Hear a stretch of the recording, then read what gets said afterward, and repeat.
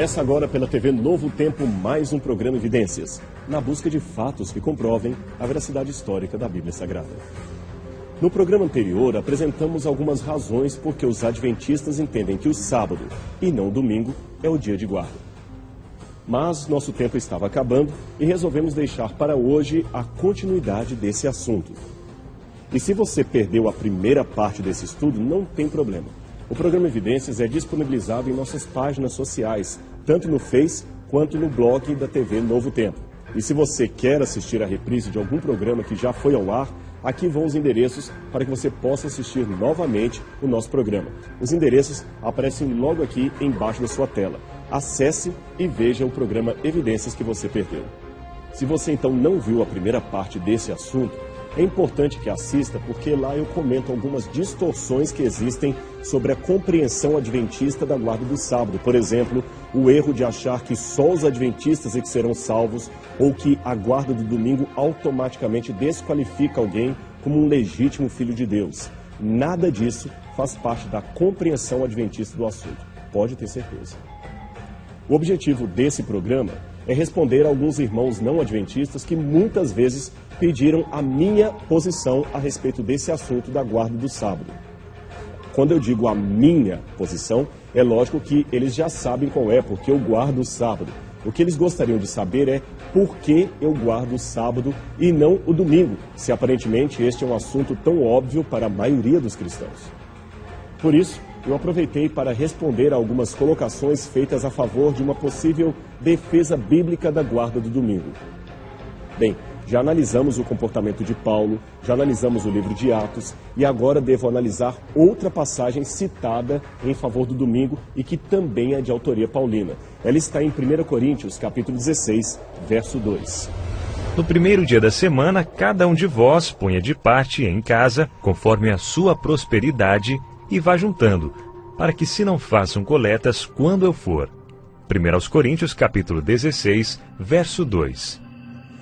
Muitos se utilizam desse verso para afirmar que as coletas solicitadas por Paulo para ajudar os pobres ocorriam em reuniões dominicais, isto é, uma vez por semana.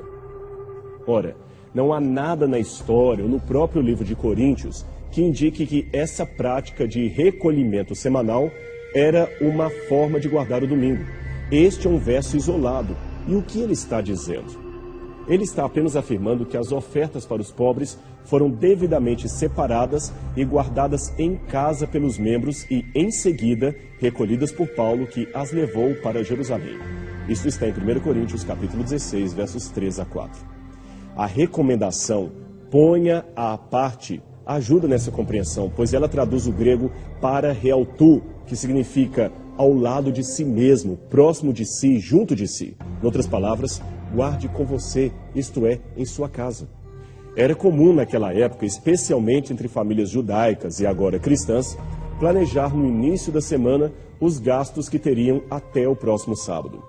Era uma espécie de contabilidade doméstica que eles faziam, aliás, semelhante àquela que fazemos até hoje. A diferença é que no Brasil geralmente fazemos essa contabilidade mensalmente e eles faziam semanalmente. Então Paulo recomendou que, ao fazerem esta contabilidade, não se esquecessem de pôr à parte, de separar em casa uma parte dos proventos para que depois Paulo, em pessoa, os levasse de uma só vez aos necessitados de Jerusalém. E, novamente, é bom que você entenda que esta não é uma interpretação criada pelos adventistas para favorecer a sua doutrina. Desde o programa anterior, você percebeu que eu procuro usar apenas teólogos de outras denominações, inclusive guardadores do domingo, que admitem aquilo que eu estou dizendo para você aqui. Nesse caso específico, do texto de 1 Coríntios, capítulo 16, verso 2, veja o que diz essa clássica enciclopédia bíblica editada por Thomas Chain, na sua época um respeitado pastor metodista e professor de teologia em Oxford. A maior parte da igreja de Corinto consiste de pessoas pobres e desconhecidas. 1 Coríntios, capítulo 1, verso 26. Possivelmente, para muitos deles, o último e o primeiro dia da semana era dia de pagamento. O primeiro dia, portanto, foi o dia em que eles poderiam mais facilmente reservar à parte alguma coisa. Portanto, não nos fornecer com alguma segurança fatos sobre a observância do domingo nas igrejas paulinas. A mesma conclusão ou interpretação que você acabou de ver, você também pode encontrar na Cambridge Bible for Schools and Colleges, que era uma obra interdenominacional muito famosa. Deixe-me falar também alguma coisa sobre Apocalipse capítulo 1, verso 10, que foi igualmente citado como argumento para a guarda do domingo. Ali, o apóstolo João inicia a sua narrativa profética dizendo assim: achei-me em espírito no dia do Senhor. E que dia do Senhor seria este? Seria o sábado? Seria o domingo? Ou nenhum dia específico? Para sermos coerentes com as limitações do texto do Apocalipse, devemos admitir que ali apenas declara dia do Senhor. Não fala se é sexta, sábado, domingo, segunda, etc. Apenas diz dia do Senhor, ou re kyriake hemera em grego. O máximo que eu posso dizer é que não se trata de um dia qualquer, pois João usa um artigo definido, o dia do Senhor, e não um dia do Senhor.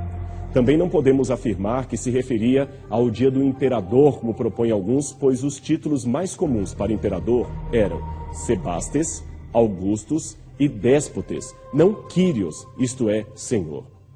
No caso de João, o título é oriundo da tradução grega do Antigo Testamento e se referia ao Cristo divino, isto é, ao Senhor Deus. Alguns também já propuseram que a expressão arrebatado fui no dia do Senhor deveria ser entendida como arrebatado fui até ao dia do Senhor, isto é, até ao dia do juízo final. Mais uma vez, isto também não procede, pois quando a Bíblia fala do dia do Senhor, referindo-se ao juízo final, usa a expressão grega hemera kyriou, isto é, o dia que pertence ao Senhor, e não kyriake hemera, como aparece aqui nesse texto do Apocalipse. Portanto, nesse aspecto, estamos de acordo com os irmãos que guardam o domingo, no sentido de que também não entendemos que esse dia do Senhor do Apocalipse se referiria ao dia do juízo final. Não, ali está claramente indicando o dia de repouso semanal, o dia de guarda. A nossa discordância está apenas no quesito qual seria este dia, sábado ou domingo. Bem, como o texto não deixa isto muito claro, temos de buscar a resposta no restante da Bíblia Sagrada. E é aí que a tese do sábado ganha mais força, principalmente por dois motivos. Primeiro, porque em várias partes da Bíblia, o sábado é chamado de dia do Senhor, mas em nenhuma delas o domingo é assim denominado. Eu sei que a palavra domingo vem do latim dies domini, que significa dia do Senhor, mas você sabe, este é um título ou rótulo dado por Roma muito tempo depois, e não pela Bíblia Sagrada. E o Apocalipse traz ainda um detalhe